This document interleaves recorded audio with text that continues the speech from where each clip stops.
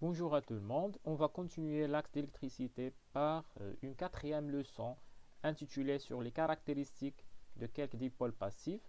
Dans cette vidéo, nous allons étudier quelques montages caractéristiques de base avec des diodes classiques. On considère des diodes comme des dipôles passifs. Donc, quelle est la définition d'un dipôle passif? Quelle est la différence entre les dipôles passifs et les dipôles actifs? Tout ça, on va aller voir dans cette vidéo. Donc, généralement, un dipôle est un composant électronique qui a deux bornes, comme la lampe, la pile ou bien le générateur, l'interrupteur et ainsi de suite. Donc, nous allons utiliser le voltmètre, le but étant de mesurer la tension aux bornes de générateur. Le générateur isolé n'est pas dans un circuit, donc j'ai branché le moins de générateurs dans le COM et la borne V reliée au plus de générateurs pour avoir un affichage positif. J'allume le générateur, on obtient une valeur différente de 0. Alors voilà comment mesurer la tension au bord d'un générateur isolé. Le générateur est isolé car on n'a pas un circuit constitué des composants électroniques. Donc on trouve que la valeur de la tension au bord de générateur est différente de 0. Donc on peut dire que ce dipôle est un dipôle actif. Un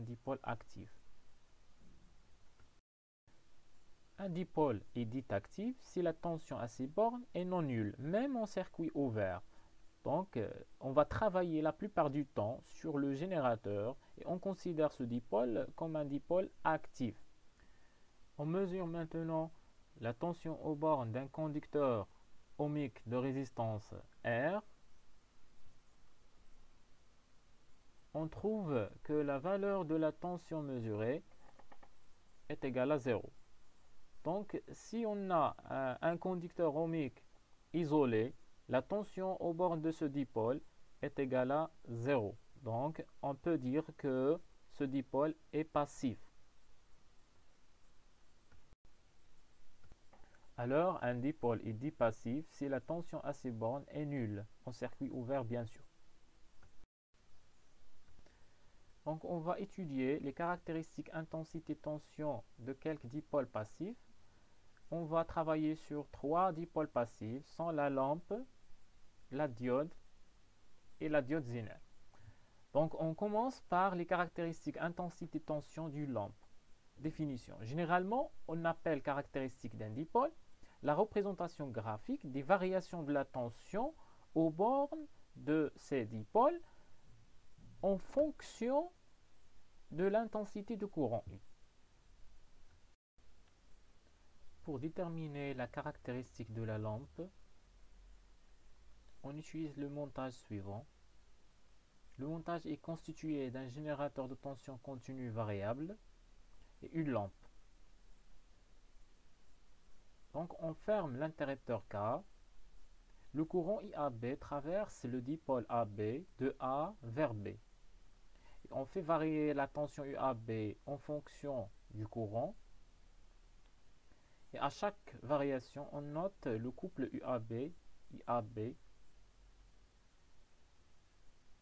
donc les coordonnées de la tension et courant aux bornes de dipôle AB.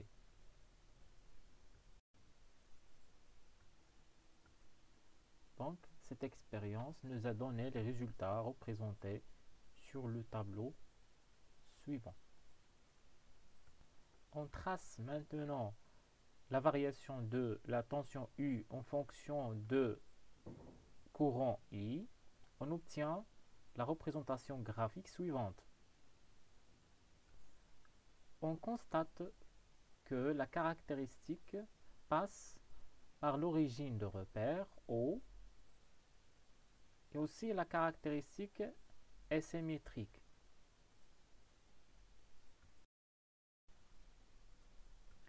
Alors, le dipôle présente une caractéristique qui passe par l'origine. On dit que le dipôle est passif. Si la caractéristique est symétrique par rapport à l'origine, le dipôle est dit non polarisé. Donc le dipôle n'est pas polarisé dans ce cas.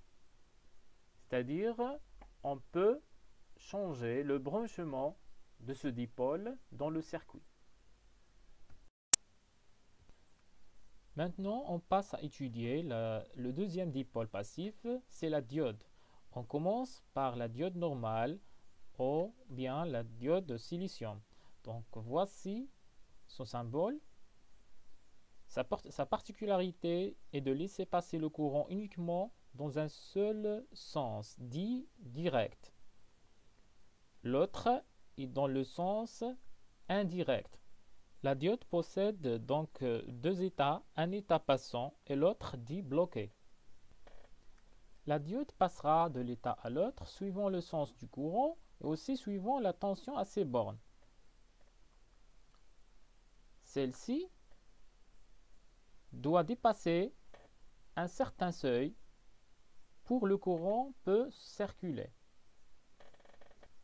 Et voilà la caractéristique de la diode normale. Donc, pour déterminer la caractéristique d'une diode, on travaille sur le montage suivant. Elle est constituée d'un générateur de tension variable, tension continue variable, et une diode au silicium. On fait varier la tension U en fonction de courant I qui traverse la diode et on obtient les résultats suivants.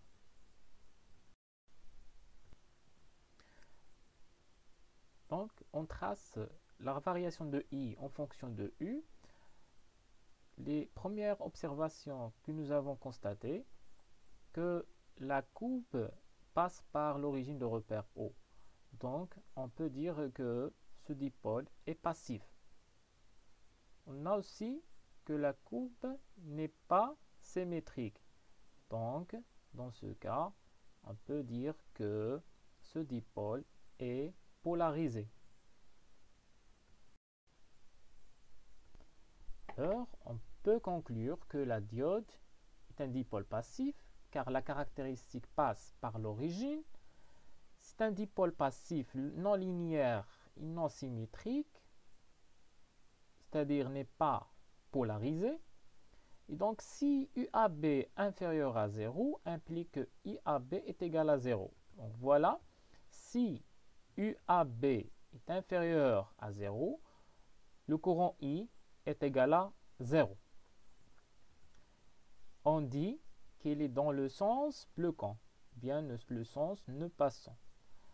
Et si UAB compris entre 0 et 0,6 implique que IAB est égal à 0. Donc voilà, si U compris entre 0 et 0,6, donc le courant I est égal à 0.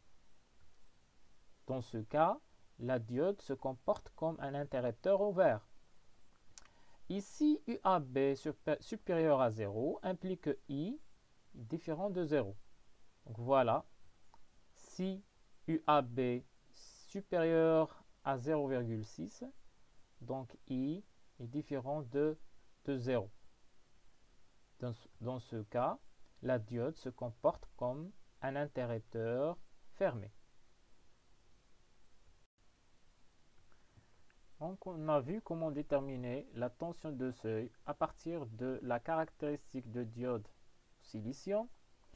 Donc, la tension de seuil, notée US, correspond à la tension à partir de laquelle la diode commence à conduire quand elle est polarisée dans le sens passant. Et donc, en conclusion, dans le sens direct, la diode conduit à partir de la tension de seuil US est égale à 0,6 volts. Voilà. Voilà la tension de seuil US est égale à, dans ce cas, 0,6 volts.